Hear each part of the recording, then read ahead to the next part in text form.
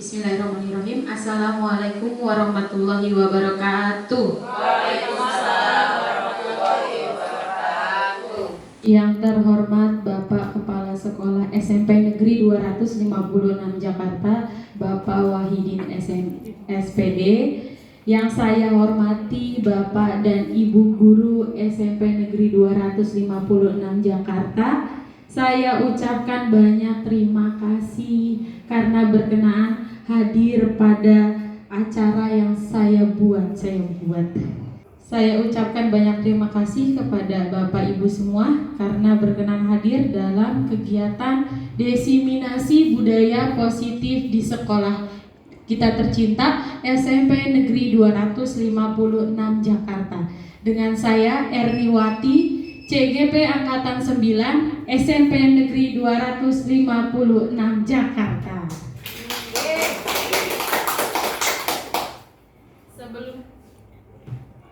Sebelum kita mulai materi pada siang hari ini, ada kala baiknya kita berdoa terlebih dahulu dengan membaca Bismillahirrahmanirrahim.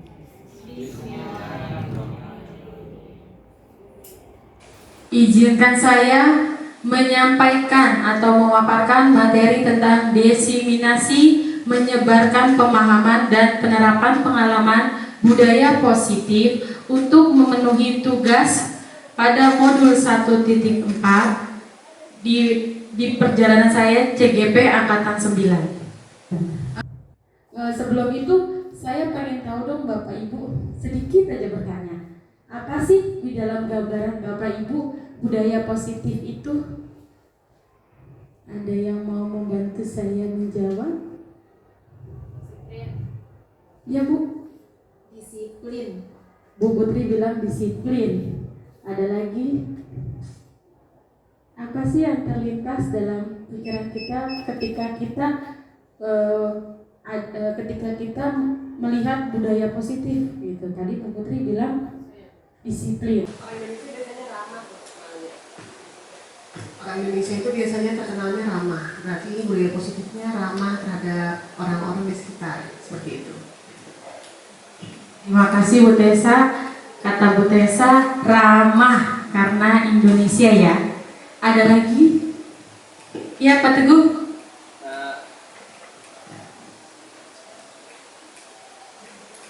Menurut saya kebiasaan dan pembiasaan.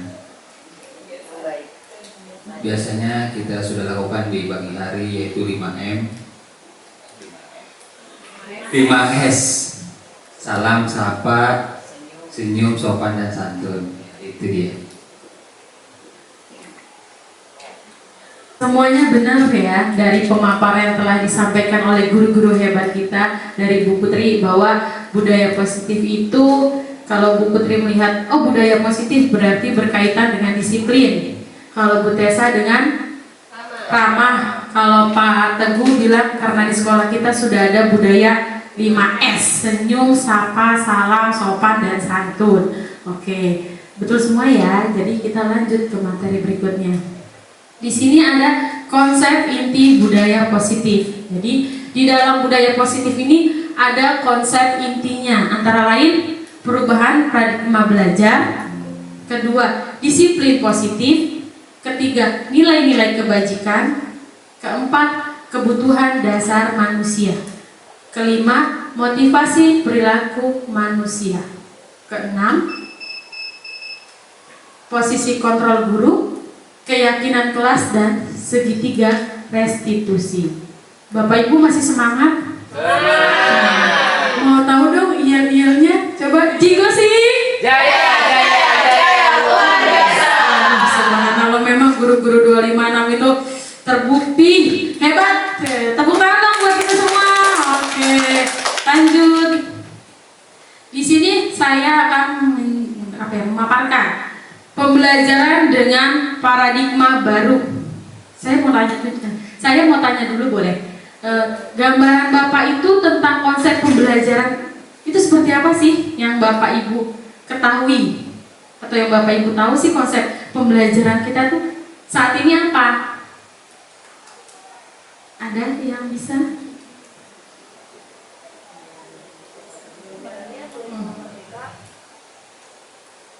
Pembelajaran yang berpusat sebelumnya guru ya, berarti teacher center gitu ya, gitu bahasa kerennya anak sekarang gitu ya. Kedua, pembelajaran berpusat kepada anak, siswa, peserta didik. Oke, jadi sekarang ini pada saat kurikulum merdeka ini sesuai dengan filosofi Ki Hajar Dewantara bahwa guru itu menuntun ya Bu, bukan menuntut.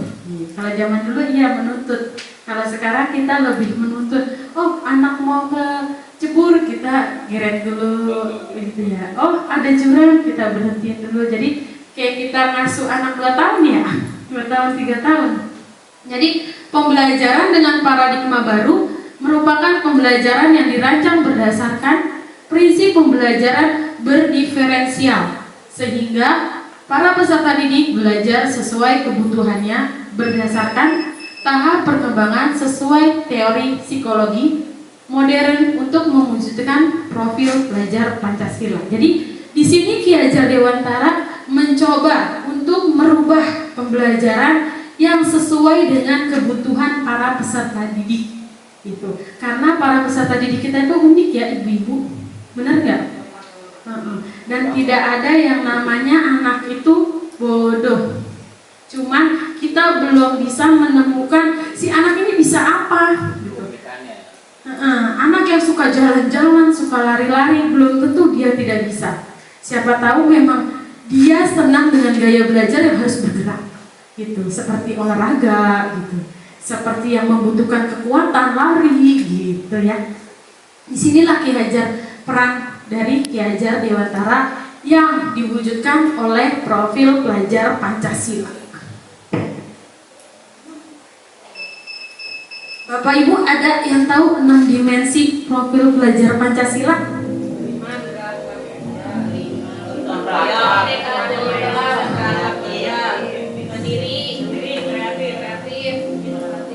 Oke, benar ya. Berarti ini dia nih.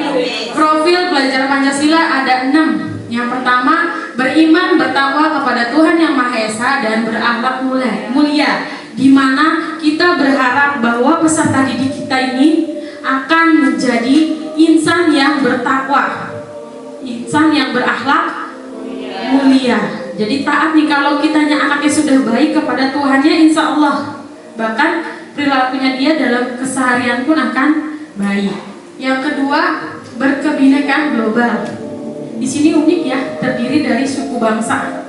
Ada dari Batak, ada dari Sumatera, ada dari Betawi gitu. Ada dari Medan. Jadi diharapkan para peserta didik ini mengerti, tahu kalau kita itu berbeda gitu. Jadi tidak bisa disamaratakan gitu. Jangan ketika ada anak dari pulau misalkan dari Sumatera gitu, ih bangsanya nggak jelas, ih makanannya nggak enak gitu. Tidak, kita mengenalkan bahwa memang kita itu berkebinekaan global. Yang ketiga, bergotong royong. Bergotong royong di sini bukan berarti bersih-bersih ya Bapak Ibu. Jadi bergotong royong di sini itu para peserta didik berkolaborasi, bekerja sama secara bersama-sama untuk menyelesaikan segala permasalahan yang ada di kelas. Gitu. Contohnya misalkan ketika belajar, oh si anak ada yang susah nih atau tidak mengerti nih, dia bisa berkolaborasi dengan siapa? Dengan temannya atau dengan siapa? Dengan bapak ibu guru. Gitu. Yang keempat, kreatif. Seperti biasa, siswa dibiarkan untuk berimajinasi dalam artian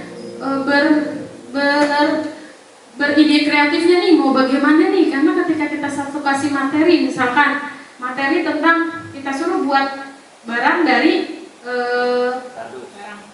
barang bekas, kita ayo buat dari barang bekas dari apa, tutup saset-saset minuman. Ketika kita berikan itu, anak mulai berkreativitas nih, aduh mau dibuat apa nih gitu. Atau kemarin Bu Rizka ya, ketika praktek es krim ya Bu gitu, luar biasa kreatifnya anak ya. Terus yang berikutnya bernalar kritis. Bernalar kritis berarti berpikir ya Bu. Dan terakhir mandiri, bahwa diharapkan para peserta didik bisa dengan mandiri mengerjakan sesuatu apapun. miskonsepsi tentang teori kontrol. Ini dia gambaran kita, ilusi. Kita tuh sebenarnya bisa nggak sih kontrol anak? Coba, kita bisa nggak sih kontrol anak? Itu tuh sebenarnya hanya ilusi kita, bahwa ketika kita kontrol anak tuh pasti nurut gitu. Sebenarnya itu hanya ilusi kita.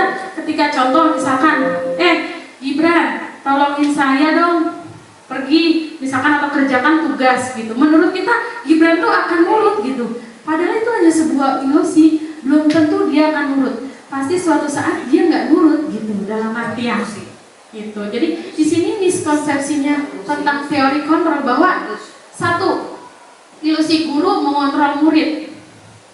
Kita membayangkan bahwa murid itu bakal nurut sama kita sesuai ilusi kita. Apa yang kita katakan, apa yang kita inginkan, murid itu harus bisa gitu. Padahal itu hanya ilusi kita gitu, hanya gambaran kita gitu. Padahal belum tentu, nggak semua murid itu nurut apa yang kita mau. Yang kedua, ilusi bahwa penguatan positif, efektif, dan bermanfaat.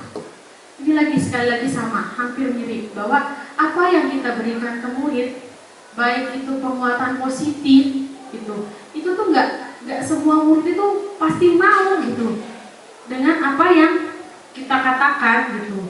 Itu hanya ilusi kita, ataukah karena takut mungkin ya. Oh, kalau kamu gak nurut sama saya, nilai kamu jelek. Oh, kalau kamu gak nurut sama saya, nanti saya kasih nilai jelek atau gak naik kelas gitu. Itu hanya ilusi kita saja. Yang ketiga, ilusi bahwa kritik dan membuat rasa bersalah mampu menguatkan karakter nih. Ini yang kita sering kontrol ke murid kita, bahwa ketika kita membuat murid kita rasa bersalah, itu dia akan semakin karakter mereka tuh nurut gitu. Dalam artian misalkan ketika kita meminta tolong anak murid kita untuk melakukan sesuatu, atau kita menyuruh sesuatu anak murid kita berucap atau kita berbicara, ayolah kamu gak kasihan apa sama ibu gitu, ayolah tolong bantu ibu lah gitu. Yang kita beranggapan pengen bahwa si anak itu mau melakukan gitu, si anak itu bisa gitu, apa dengan yang kita mau gitu, pasti melakukan. Itu sebenarnya hanya sebuah ilusi. Yang keempat, ilusi bahwa orang dewasa berhak memaksa. Inilah kita orang dewasa, sebagai saya khususnya guru, ibu gitu, merasa bahwa saya sudah besar loh, kalian itu masih kecil-kecil tuh, kamu harus nurut sama saya gitu. Ketika bilang ke murid pun, ayo saya itu guru kamu tuh masih murid. Itu harapan kita bahwa kita bisa mengontrol anak dengan cara seperti itu. Itu hanya ilusi. Gak semua anak bisa atau mau mengikuti sesuai apa yang kita inginkan. Masih semangat ibu-ibu? Luar biasa, alhamdulillah. Di sini saya mau memaparkan lanjutannya, mengubah paradigma stimulus respon ke pendekatan teori kontrol. Di mana bagaimana seseorang bisa berubah dari paradigma stimulus respon kepada pendekatan teori kontrol. Di sini ada dua stimulus Bapak Ibu. Yang satu stimulus respon, yang kedua teori kontrol. Contoh yang pertama, realitas kebutuhan kita sama. Benarkah kebutuhan kita sama? Iya. Posisi teori kontrolnya bahwa realitas kebutuhan kita berbeda. Benar nggak? Iya, satu butuh makan, satu butuh shopping, satu butuh kesenangan gitu. Satu butuh ada kasih sayang gitu. Satu pengennya udah jalan-jalan. Ya, jadi yang kedua, stimulusnya semua orang melihat hal yang sama. Ya, melihat hal yang sama. Setiap orang memiliki gambaran berbeda. Ya, bahwa setiap orang itu memiliki harapannya masing-masing. Saya pengen apa sih? Saya pengen bagaimana? Gitu. Tidak sama yang satu dengan yang lain ya. Of course, kalau kata Bu Rifka. Ketika mencoba mengubah orang agar berpandangan sama dengan kita. Stimulus kontrolnya ketika kita berusaha memahami pandangan orang lain tentang dunia. Kita nggak bisa mengubah orang agar sama dengan kita. Contoh, oh si anak ini nakal ya, gitu.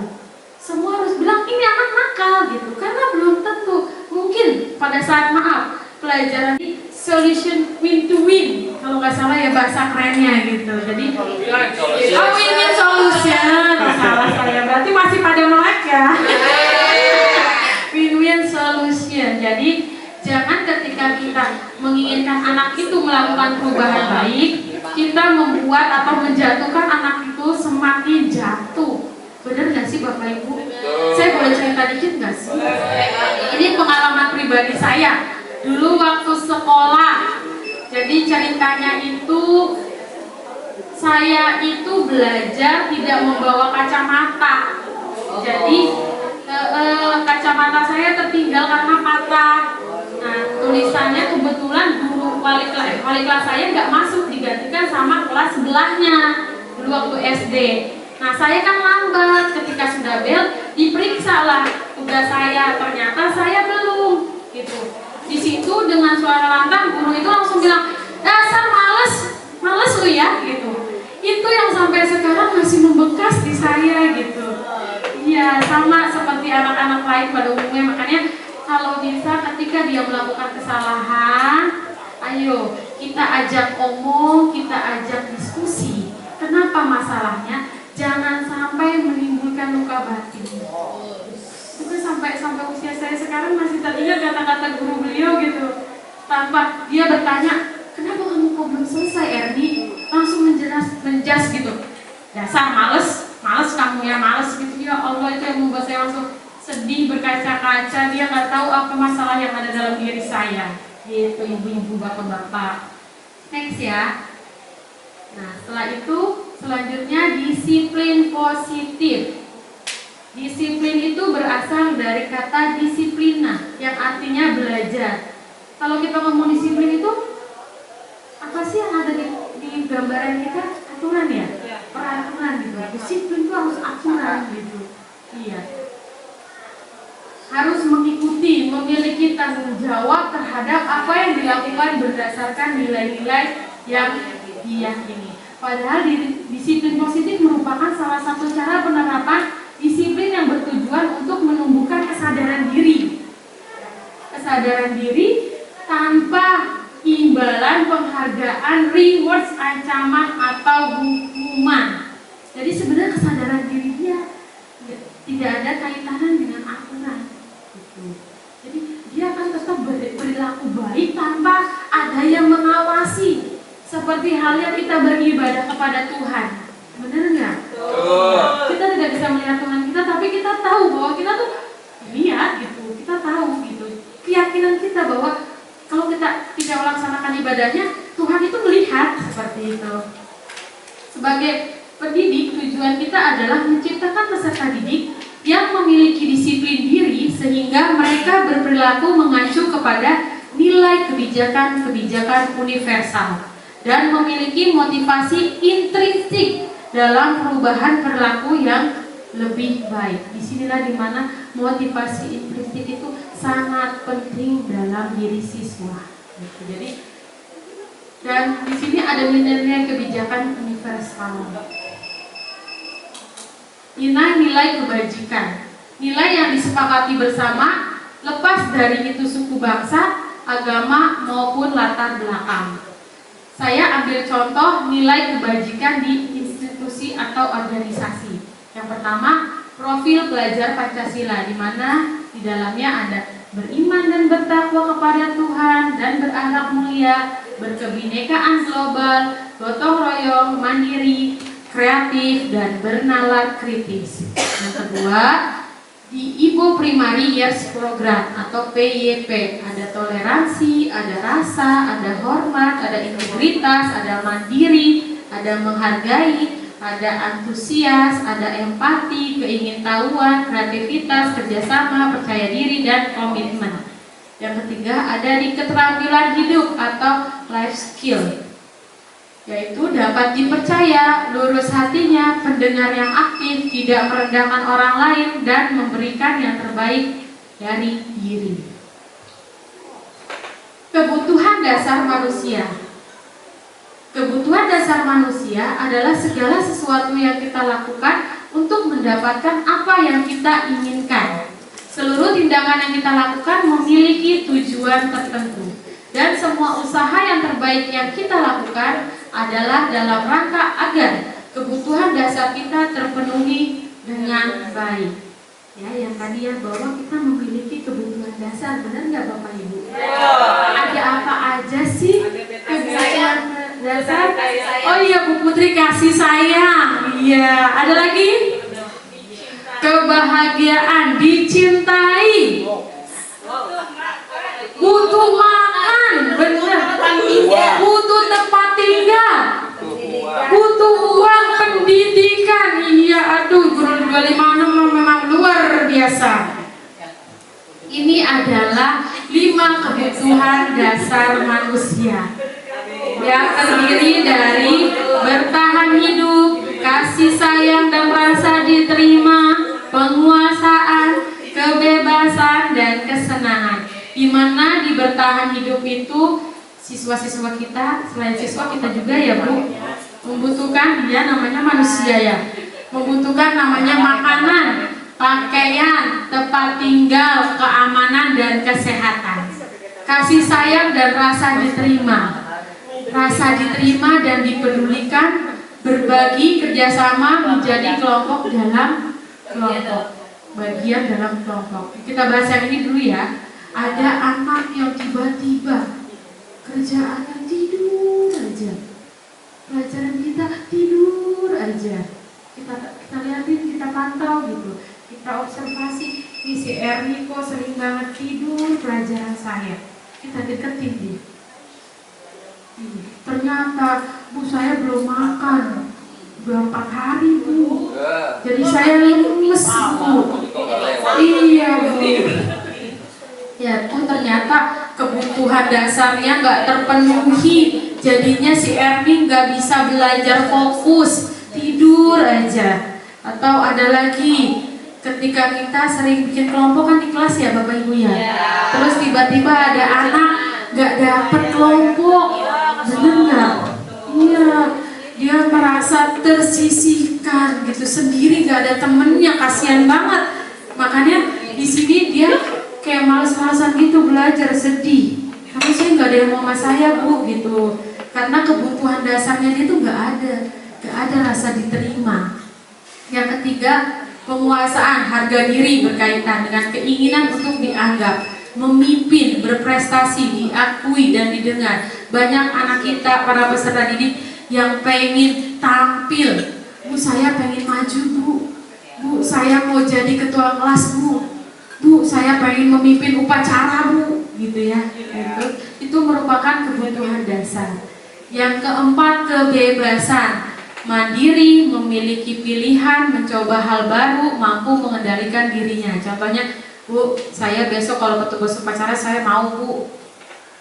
Ya, atau misalkan, Bu, saya pengen dong Bu, kalau ketika belajar itu kita searching Bu lewat Google Bu, bebas. Atau Bu, saya pengen dong Bu belajar sekali-kali di lapangan gitu, pengen bebas sekali-kali gitu. Yang terakhir, kesenangan, di mana anak senang bermain, humor, antusias atau tertawa. Jadi ketika kita mengajar, kalau ada murid kita yang tertawa gitu atau antusias gitu, berarti memang si anak ini senang dengan kesenangan, tertawa, hura-hura, titip pura gitu, bermain maunya gitu. Jadi kayaknya kalau sepi dia merasa aduh males banget ini belajarnya gitu, karena kebutuhan saya memang harus tertawa, bahagia, karena di rumah saya sudah banyak pikiran. Jadi saya di sekolah tuh pengen bahagia, seperti itu. Lanjut, motivasi perilaku manusia. Nah, di sini ada 2 motivasi perilaku manusia. Saya harap atau saya kira atau saya pikir Bapak Ibu pasti sudah mengerti ya. Nah, guru 25 itu pintar-pintar, gitu, hebat. Masya Allah, subhanallah. Jadi terdapat 2 motivasi ekstrinsik dan intrinsik. Di mana motivasi ekstrinsik ini berasal dari luar dirinya, yaitu yang pertama untuk menghindari ketidaknyamanan atau hukuman. Jadi ketika perilaku manusia itu ingin baik, itu ada alasannya untuk menghindari hukuman. Oh, saya nurut. Contoh begini, Bapak Ibu kalau naik motor peraturannya harus apa sih?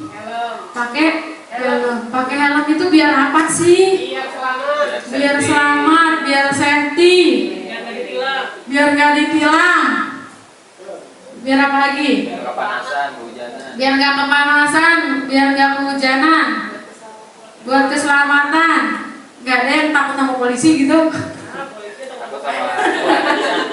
Ya kalau jawaban Bapak Ibu seperti itu semua berarti jawabannya motivasi intrinsik ya. Berarti dari dalam hati banget gitu. Kirain saya mah takut sama polisi. Berarti kan kalau takut sama polisi jatuhnya ini ya. Oh, takut ada polisi, takut dihukum, takut ditilang, tapi ternyata 256 hebat. Semuanya motivasinya intrinsik. Karena yakin dari diri sendiri bahwa memakai helm itu demi keselamatan ya. Iya. Sama seperti halnya kemarin kita COVID pandemi ya. Tujuannya pakai masker untuk apa sih? Oh, kesehatan. Kira saya untuk gaya atau misalkan dapat jodoh gitu ya. Berarti subhanallah isi 256 memang udah TOP. Di sini dari motivasi perilaku manusia inilah ada istilah yang namanya hukuman, konsekuensi, dan restitusi. Ya. Mungkin kita sama dua ini nggak begitu asing ya Bapak Ibu. Sudah terbiasa dengan yang namanya hukuman dan konsekuensi. Tapi dengan restitusi baru ya. Saya juga baru. Ketika saya belajar ini saya baru tahu bahwa ada loh ternyata satu lagi restitusi. Yang pertama itu hukuman. Ayo, siapa yang suka hukuman? Saya penghukum ya. Penghukum berarti tidak terencana atau tiba-tiba. Murid tidak tahu apa yang akan terjadi. Contoh, misalkan Erni terlambat masuk sekolah. Lambat ya, terus jalan ada guru piket. Terus guru piket langsung bilang, Erni, hormat berbendera. Erni, ambilin sampah. Erni, jongkok. Erni, push up, gitu ya. Itu kan berarti tidak terencana. Saya nggak tahu sebagai siswa. Aduh, tiba-tiba saya disuruh jongkok. Aduh, tiba-tiba saya disuruh push up tanpa saya tahu gitu ya. Mendadak sekali. Murid tidak tahu apa-apa dan tidak dilibatkan. Saya nggak tahu bahwa saya kalau terlambat harus tiba-tiba suruh jongkok. Terus bersifat satu arah, hanya yang memberi hukuman berupa hukuman fisik atau psikis. Ya, fisik itu berarti ya tadi jongkok, push up. Kalau psikis, dasar kamu males, dasar kamu BEGO gitu, dasar kamu kurang pinter, dasar kamu dan kamu. Itu termasuk ya Bu, berupa hukuman psikis, bukan hanya hukuman fisik. Yang kedua, konsekuensi, terencana atau disepakati sesuai aturan. Sudah tahu ya Bapak Ibu, seperti peraturan atau tata tertib yang ada di sekolah kita tercinta. Ya, semuanya disepakati. Kalau tidak pakai atribut saat upacara, bagaimana tindak lanjutnya? Kalau tidak hadir ke sekolah berapa kali, bagaimana tindak lanjutnya? Apabila melanggar aturan, ada tindak lanjutnya. Ini sudah disepakati pada saat pembelajaran dimulai di sekolah. Yang kedua, tetap saja murid tidak merasa nyaman karena kebijakan hanya dibuat oleh sekolah tanpa melibatkan siswa. Yang ketiga, sikap guru selalu memonitor murid. Ayo, siapa ini yang nggak pakai atribut? Kita lihat dulu. Siapa nih yang nggak pakai ini? Kita lihat dulu. Yang terakhir adalah restitusi, proses menciptakan kondisi bagi murid untuk memperbaiki kesalahan atau proses kolaboratif yang mengajarkan murid untuk mencari solusi sendiri. Ini adalah proses kita bernama restitusi, seperti mengajak ngobrol, mencari tahu solusi. Apa sih yang membuat siswa melakukan kesalahan? Yuk kita ajak ngobrol, berdiskusi dari hati ke hati. Alasannya apa? Tujuannya apa? Sebabnya apa? Ini ada di restitusi yang nanti kita bahas. Boleh kita nonton?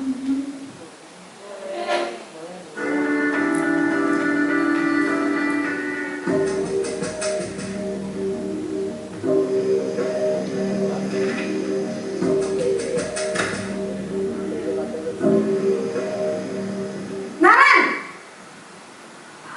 Sini kamu! Selamat pagi, Bu. Selalu terlambat.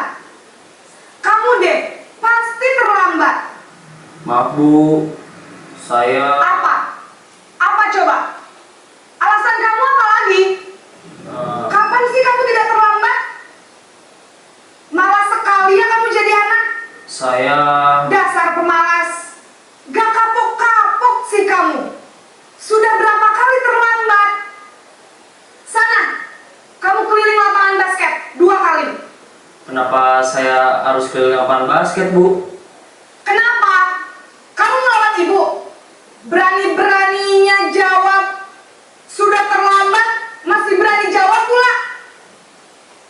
Sekarang, keliling lapangan basket 5 kali sekalian. Biar kapok. Cepat. Pergi sana ke lapangan basket.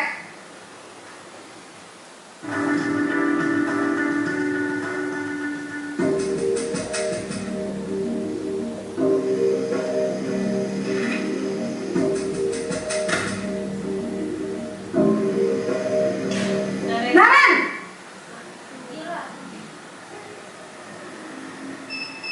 Selamat pagi, Bu. Naren. Kamu kenapa terlambat lagi, nak? Ya Tuhan, Naren. Kamu senang ya bikin ibu susah ya? Kalau kamu terlambat lagi, nanti ibu yang ditegur bapak kepala sekolah, nak. Disangka ibu tidak bisa membina kamu. Duh, gimana ini? Maaf, Bu. Duh, Gusti Naren. Kamu suka ya kalau ibu ditegur bapak kepala sekolah? Terus, sekarang ibu harus tulis apa ini di buku absen? Ini kamu sudah sering terlambat loh. Ibu harus apa coba? Maaf, Bu. Maaf sekali. Ya sudah, lain kali jangan bikin ibu susah lagi ya nak ya. Ibu tidak akan kuat lagi kalau kamu begini terus. Bisa jantungan kalau ibu ditegur bapak kepala sekolah. Sana cepat ke kelas. Maaf ya, Bu. Maaf sekali. Posisi pembuat rasa bersalah berbicara dengan nada tenang.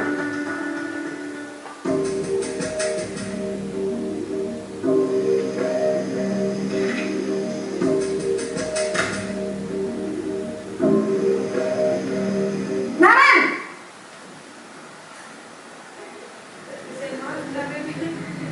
Selamat pagi, Bu. Wah, sudah jam berapa ini nak?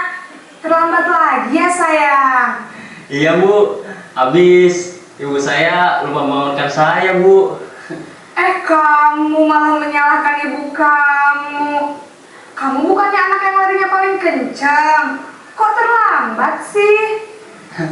Iya, Bu. Saya memang terlambat bangun tadi. Jadi, biarpun saya lari kencang, tetap gak kekejar, Bu. Ya sudah sana, nanti lain kali larinya lebih kenceng lagi ya. Biar gak terlambat lagi. Bikin seneng ibu, demi ibu. Bisa kan? Bisa lah, Bu. Ya sudah sana masuk kelas. Ibu beresin urusan absen kamu. Kamu ini ada-ada saja.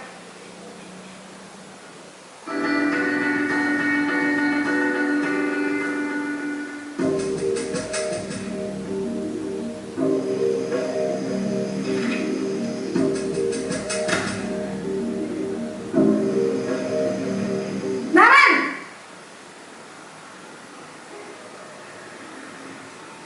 Selamat pagi, Bu. Naren, apa peraturan sekolah kita tentang jam berapa kita harus masuk sekolah, nak? Kita harus di sekolah jam 7, Bu. Iya betul, sekarang sudah jam 7.20. Naren sudah tahu konsekuensinya jika terlambat hadir. Paham, Bu. Saya harus tinggal kelas pas jam istirahat selama 20 menit. Iya benar, konsekuensinya demikian. Jadi nanti jam 9.30 pas istirahat, kamu harus tinggal di kelas, kerjakan tugas tambahan untuk ketertinggalan kamu, ya? Baik, Bu.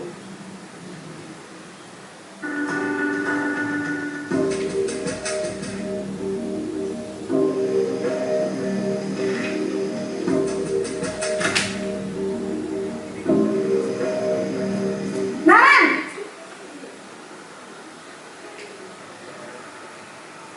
Selamat pagi, Bu. Selamat pagi Naren. Maaf, Bu. Saya terlambat. Iya, sekolah masuknya jam 7, sekarang sudah jam 7.20. Jadi sekarang bagaimana ini Naren? Maaf, Bu. Saya lupa setel alarm saya semalam. Baiklah, menurut kamu, keyakinan sekolah yang mana yang perlu kamu tingkatkan? Menghargai diri sendiri dan orang lain mungkin ya, Bu. Setuju. Jadi, apakah Naren meyakini prinsip saling menghormati tersebut? Iya, Bu. Saya meyakininya. Apakah Naren bersedia memperbaiki masalah keterlambatan ini? Bersedia, Bu. Bagaimana kamu akan perbaiki masalah keterlambatan ini? Saya akan coba untuk tidak lupa menyetel alarm saya, Bu. Baik, kalau Naren lupa menyetel alarm di rumah, ada orang yang kira-kira bisa bantu mengingatkan tidak? Ada, Bu. Kakak saya, Kak Ema. Ada lagi selain Kak Emma? Selain Kak Ema, ada ibu saya. Baik, jadi yang mengingatkan Naren adalah Kak Emma dan ibu kamu ya? Kira-kira akan mulai start alarm kapan nih Naren? Setelah pulang sekolah, akan segera saya lakukan. Baik, jadi Naren akan setel alarm untuk bangun besok pagi dan akan diingatkan oleh kakak dan ibunda Naren ya. Ada lagi yang mungkin perlu dilakukan Naren agar tidak terlambat bangun lagi? Tidak ada, Bu. Baik Naren, terima kasih untuk kerjasama kamu. Sekarang kamu perlu kembali ke kelas untuk belajar. Baik, Bu. Terima kasih.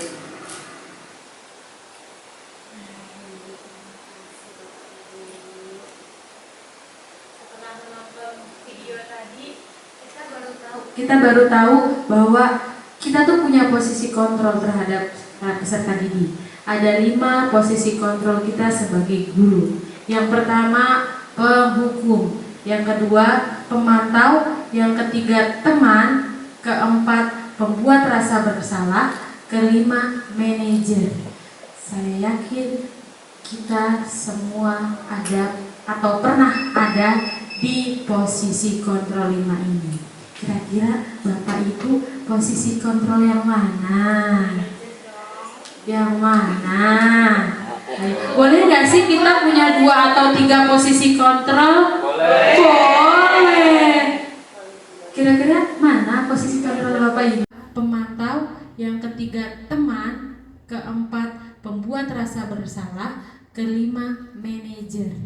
Saya yakin kita semua ada atau pernah ada di posisi kontrol 5 ini. Kira-kira Bapak Ibu posisi kontrol yang mana? Yang mana? Boleh nggak sih kita punya 2 atau 3 posisi kontrol? Boleh. Kira-kira mana posisi kontrol Bapak Ibu? Betul kata Bu Rizka, tergantung situasi dan kondisi. Ya, saya pun pernah ya Bu menjadi penghukum, saya pernah juga menjadi pemantau juga pernah gitu. Ya. Salah. Nah, di sini saya pada bendera selama 1 jam. Kalau posisi kontrol saya sebagai penghukum. Kalau posisi kontrol saya sebagai pembuat merasa bersalah, saya akan berkata, berapa kali ibu harus memberitahu kamu? Kamu selalu saja mengecewakan ibu ya. Kalau saya bertindak sebagai pembuat merasa bersalah. Yang ketiga, saya bertindak berbuat sebagai seorang teman. Ayo dong, ikutin aturan sekolah. Tolong bantu ibu ya. Ya sudah, tidak apa-apa, lain kali jangan ada peserta didik, berasa seperti teman. Yang ketiga atau keempat, ketika saya berada di posisi kontrol pemantau, saya akan berkata, kamu sudah melanggar peraturan sekolah. Kamu tahu konsekuensinya? Setelah upacara, kamu beli atributnya ke koperasi dan jangan diulangi lagi.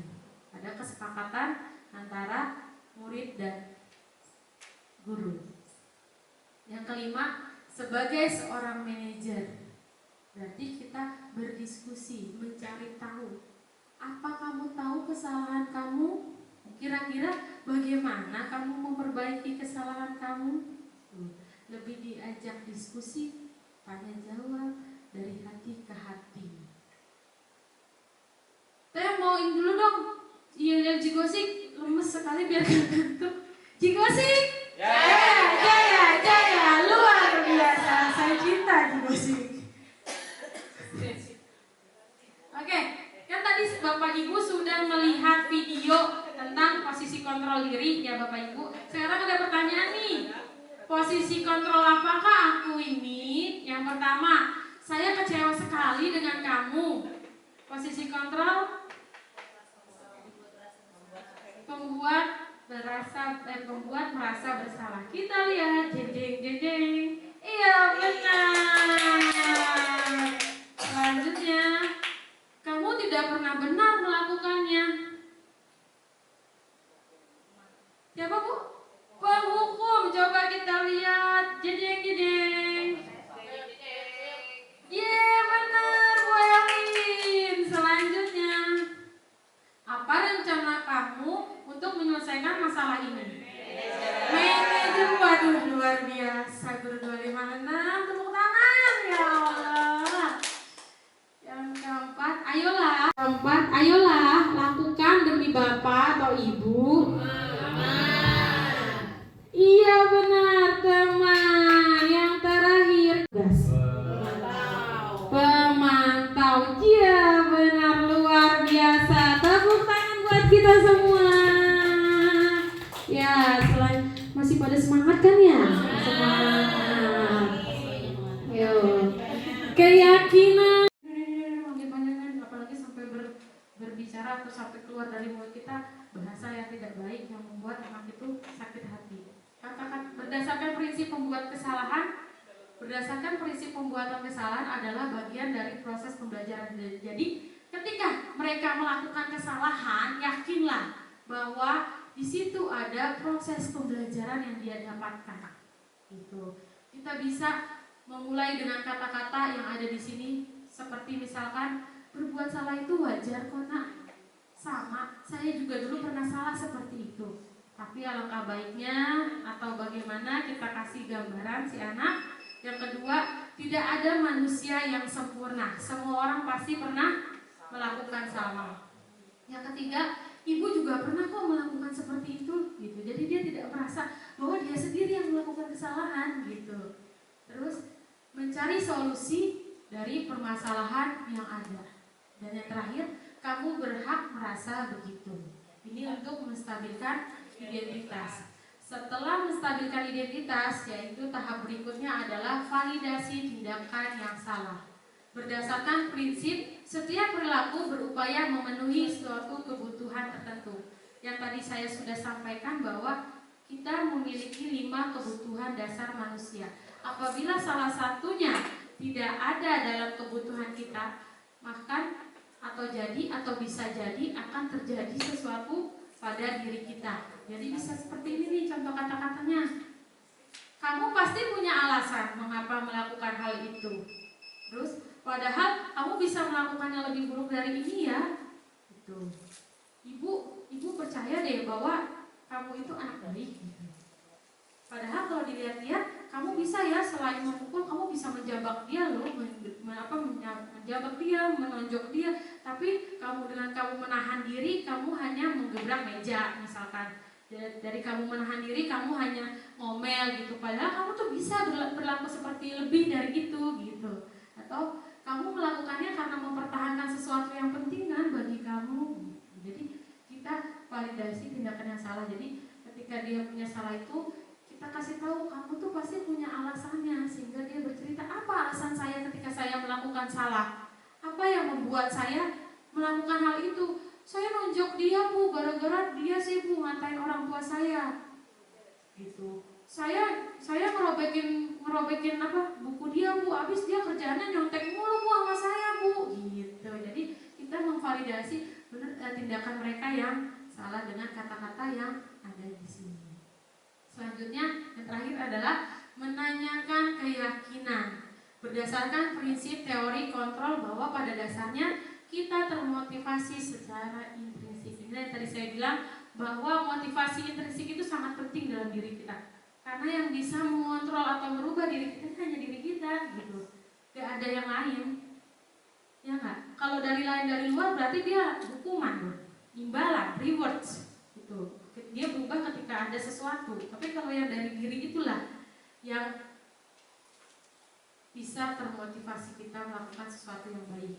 Contohnya menanyakan keyakinan adalah seperti tadi, keyakinan kelas. Setelah si anak melakukan suatu kesalahan, yang terakhir kita tanya, apa keyakinan kelas kita?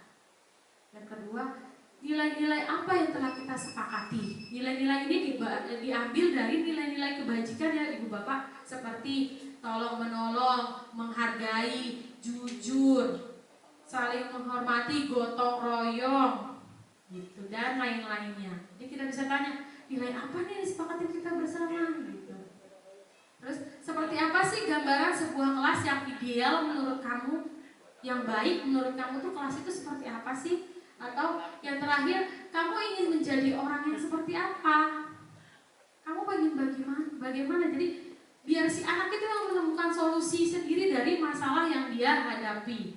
Dengan dia menemukan sendiri, dengan dia menstabilkan identitas dia, terus dia validasi, dia mengakui, oh salah saya ini, dan terus dia berusaha untuk merubah diri dia lebih baik. Itulah tahapan segitiga restitusi. Berarti kita sebagai seorang guru berhasil mengontrol, posisi kontrol kita menjadi manajer. Keren ya, kayak di perusahaan manajer gitu.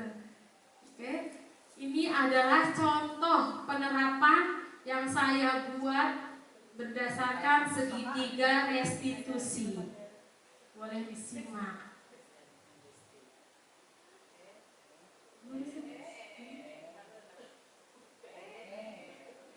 Jadi kebersihan kelas, terus kalau piket itu digotong royong tuh saya benar-benar tekankan di piket gitu. Nah itu mungkin untuk lain kali lebih bervariasi lagi, tapi memang resikonya ya itu kita jadi agak jawabnya konsisten begitu, kita susah dapetin contoh yang baik juga gitu. Benar. Cuma kita memang dulu mengistilahkannya bukan keyakinan kelas Bu R, tapi apa ya, kesepakatan Ya, sama kesepakatan. Dia tadi Ibu mendengar laporan dari ketua kelas, katanya kamu habis bertengkar ya dengan Zahra. Iya Bu, abis saya kesel sih. Apa yang membuat kamu kesel, Nat? Sejarah terus-terusan nyontek Bu sama saya, nggak adanya PR, terus juga nyontek sama saya. Oh begitu ya, wajar ya kalau kamu marah dan kesal. Jika Ibu berada di posisi kamu, Ibu juga akan berbuat hal yang sama. Nadia, lalu apa yang kamu lakukan terhadap Zahra? Saya tanpa sadar maki-maki sejarah Bu, saya juga ngegebrak meja. Oh begitu. Nadia, kamu kalau berbuat seperti itu pasti ada alasannya kan ya? Iya Bu, saya udah berusaha semaksimal mungkin buat ngerjain tugas, sejarah malah nyontek terus-terusan sama saya. Wajar ya kamu marah karena pekerjaan kamu dicontek begitu saja. Ibu sangat menghargai tindakan kamu yang tidak berbuat lebih buruk dari itu, Nat. Misalnya seperti kamu mau memukul atau menjabak si Fatimah. Nah sekarang coba deh Nadia pikirkan, tindakan yang Nadia ambil seperti marah sampai mengebrak meja, apakah sesuai dengan keyakinan kelas kita? Tidak sesuai Bu. Oke, baiklah. Menurut Nadia nih keyakinan kelas apa yang sudah Nadia langgar? Saling menghormati teman. Iya betul. Menurut Nadia, saling menghormati antar teman itu penting gak sih? Penting Bu. Baik, kalau kata Nadia menghormati teman itu baik, Jadi keyakinan apa yang harus kamu lakukan pada saat kamu sedang marah? Harus lebih sabar lagi, Bu. Oke, kamu bersedia memperbaiki kesalahan ini? Saya bersedia, Bu. Oke, apa yang akan kamu lakukan untuk memperbaiki masalah ini? Saya harus lebih sabar lagi dan mampu menahan emosi saya. Kalau ada yang menyontek, saya bisa lapor ke guru atau ke wali kelas saya. Oke, baik. Tepat sekali Nadia tindakan kamu. Sekarang silakan Nadia kembali ke tempat ya, dan terima kasih. Sama-sama, Bu. Dan tadi Ibu mendengar laporan dari guru piket. Iya Bu. Menurut ingatanmu sudah berapa kali kamu terlambat? Sudah 5 kali Bu terlambat. Sering ya terlambat. Menurut kamu terlambat itu sebuah kesalahan bukan? Iya Bu, suatu kesalahan. Baik, berbuat kesalahan itu manusiawi ya Ridwan. Setiap orang pasti pernah melakukan kesalahan. Yang terpenting Ridwan mau berubah menjadi yang lebih baik ya. Iya Bu. Kenapa sih Ridwan sering datang terlambat? Ini Bu, saya kalau di rumah sering begadang malam-malamnya, terus main game. Jadi saya kalau ke sekolah itu terlambat mulu Bu. Oke, kamu tahu nggak kalau keyakinan kelas kita sudah kita sepakati? Tahu Bu. Nah, kalau terlambat datang ke sekolah sesuai dengan keyakinan kelas kita tidak? Tidak Bu.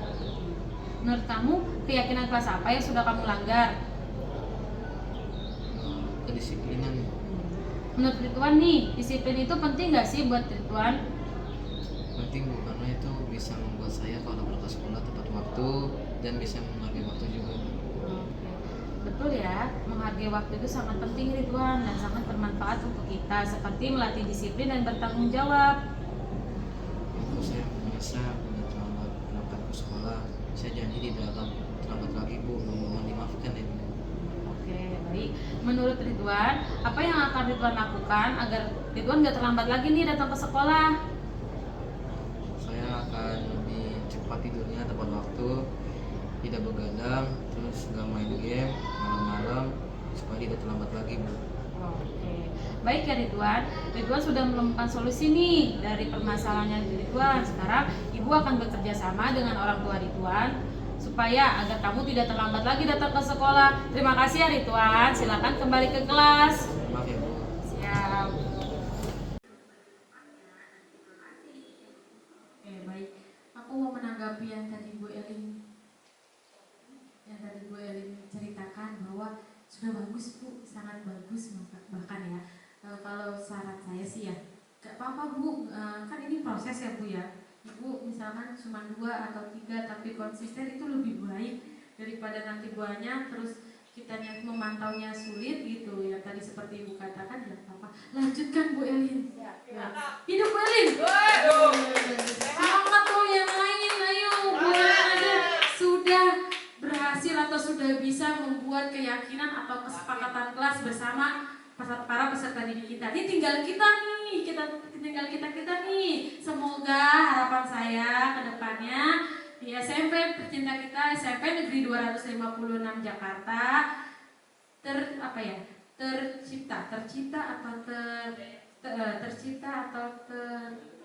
terbentuk budaya positif ya, termasuk salah satunya dengan keyakinan kelas. Oke, penutup saya adalah dalam penerapan program disiplin positif, hendaknya guru memiliki standar kepribadian, profesional dan sosial yang baik, di mana guru mampu merefleksikan dirinya dalam posisi kontrol saat ini. Bagaimana perjalanan dirinya sebagai among atau manajer yang menuntut murid-muridnya menjadi insan yang mandiri, merdeka dan bertanggung jawab sesuai dengan filosofi Ki Hajar Dewantara.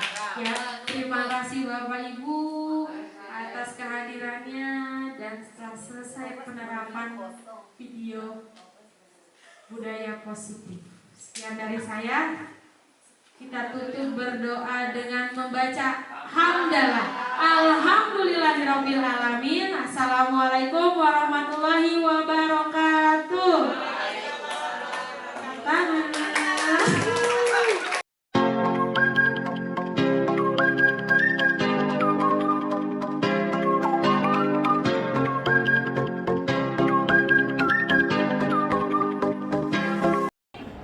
Assalamualaikum warahmatullahi wabarakatuh. Waalaikumsalam warahmatullahi wabarakatuh.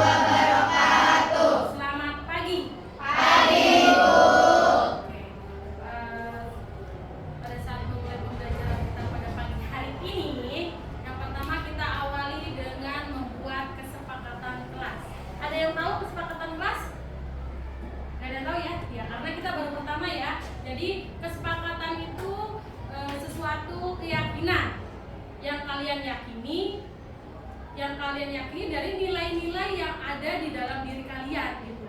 Atau biasa yang kalian tahu itu aturan ya, aturan. Tapi kan kalau aturan itu kan sebuah tata tertib yang dibuat oleh ibu misalkan. Kalian harus mematuhi segala aturan yang dibuat oleh ibu. Nah, sekarang kita ganti dengan yang namanya keyakinan kelas atau kesepakatan kelas. Yaitu keyakinan apa sih yang ada di diri kamu yang akan kita sepakati bersama-sama antara kamu dan ibu gitu. Dengan nilai-nilai budaya positif yang ada di dalam diri kalian gitu. Contohnya apa coba? Kita sepakat di dalam kelas atau kita berkeyakinan di kelas kita pengen apa nih di dalam pembelajaran kita pada hari ini dengan nilai-nilai budaya universal. Contohnya gini, misalkan pada saat pembelajaran kita saling menghormati gitu. Berarti pada saat pembelajaran kita tidak boleh yang namanya mengejek antara teman yang satu dengan teman yang lain. Atau apabila teman kalian ada yang pengen memberikan pendapat nih tapi kalian menyanggahnya atau kalian mencelanya, itu yang tidak boleh. Nah, sekarang kira-kira apa nih kesepakatan kita bersama pada pembelajaran pada kali ini? Ayo, ada yang mau atau ada yang mau membuat? Dan kesepakatan kelas itu tidak atau bukan atau enggak boleh dengan kata-kata yang berbau negatif, harus berbau positif. Contoh, dihindari kata-kata atau kalimat yang jangan, enggak boleh, dilarang, itu jangan. Contoh, misalkan kalian pengen jangan buang sampah sembarangan, itu kan kalimat negatif ya, jangan buang sampah sembarangan. Tapi kita ganti kalimat itu menjadi kalimat positif, jadi apa? Buanglah sampah pada tempatnya atau jagalah kebersihan. Jadi sesuatu yang negatif, kata-kata yang negatif kita ubah menjadi kata-kata positif. Dan di sini Bu Erni akan membagi kalian dengan sebuah stick notes. Jadi di sini kita bersama-sama membuat kesepakatan kelas, keyakinan kelas. Kenapa sih Bu harus keyakinan kelas gitu ya? Kenapa nggak peraturan aja? Kalau peraturan kan kita pasti melaksanakan, bener nggak? Kenapa dilaksanakan peraturan?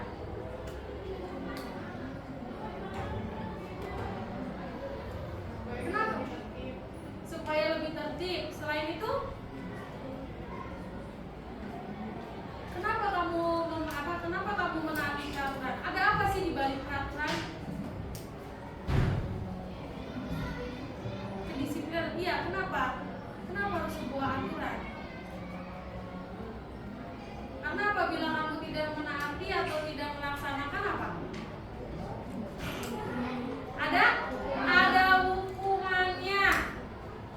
Benar apa enggak? Misalkan peraturan pada saat pembelajaran kalian tidak boleh berisik. Kalau berisik nanti iya, ada yang dibilang suruh keluar, ada yang bilang apa lagi? Dipanggil ke guru BK atau ke wali kelas dan yang lain-lain. Itu namanya aturan. Ya.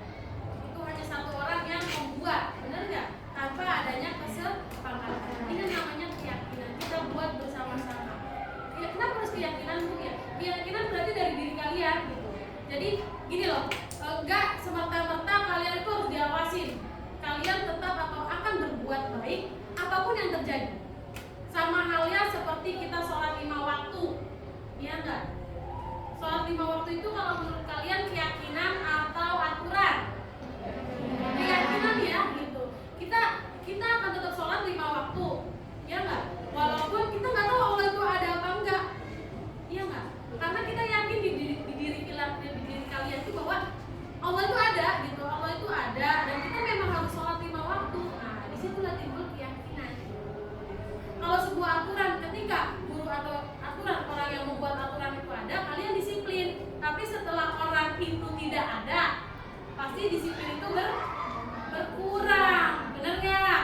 Nah, kalau ada gurunya di kelas kalian tertib baik. Tapi kalau gurunya udah keluar dari kelas, berisik, terus ribut, terus jalan-jalan, foto, selfie dan lain-lain, ya enggak? Tapi kalau sebuah keyakinan itu ada di diri kalian, mau ada guru atau tidak ada guru, kalian akan tetap melaksanakannya.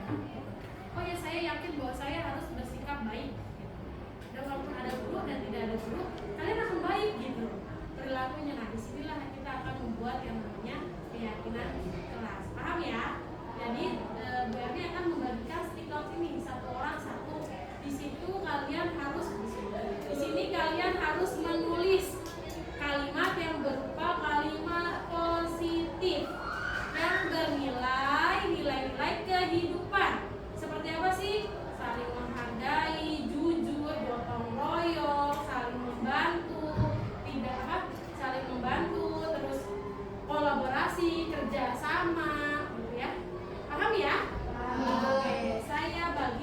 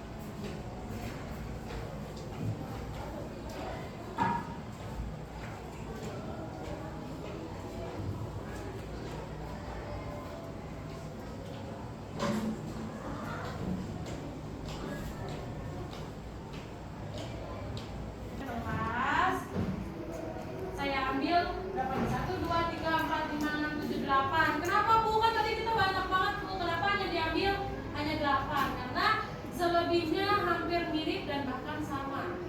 Apa keyakinan kelas yang kalian inginkan dengan teman kalian? Jadi yang diambil hanya 8. Yaitu yang pertama, menghargai teman yang sedang presentasi, masuk sekolah sesuai dengan waktu yang ditentukan, menjaga kebersihan di lingkungan sekolah maupun di luar sekolah, saling menghargai dan jujur, menaati peraturan, kompak, solidaritas dan jujur, buanglah sampah pada tempatnya, kompak dan bisa bermusyawarah dengan baik di kelas. Itu yang merupakan kesepakatan kelas kita bersama. Nah, karena kita udah membuat kesepakatan kelas, jadi saya pengen nih menandatangani bahwa kita sudah sepakat pada saat pembelajaran dimulai dengan nilai-nilai keyakinan yang kalian telah tulis. Siap? Kita sepakat bareng-bareng? Siap. Oke, sekarang berarti kita tanda tangan dulu bahwa menunjukkan kalian siap untuk mengikuti keyakinan kelas selama proses pembelajaran. Ayo boleh tanda tangan dulu. Siapa yang pertama? Boleh maju ke depan tanda tangan.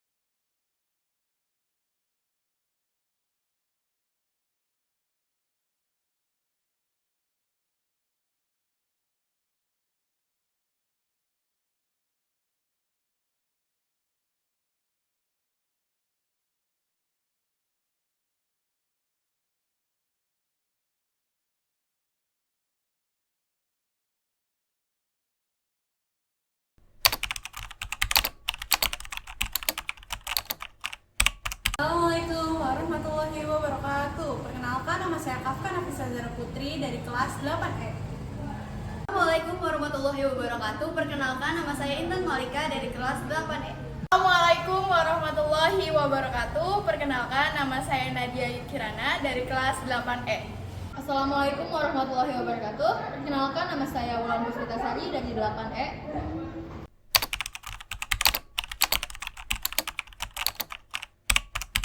Saya sangat senang. Saya bersemangat.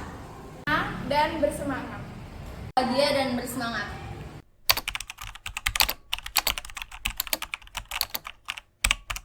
Iya, sangat penting. Iya, sangat penting. Sangat penting. Sangat penting.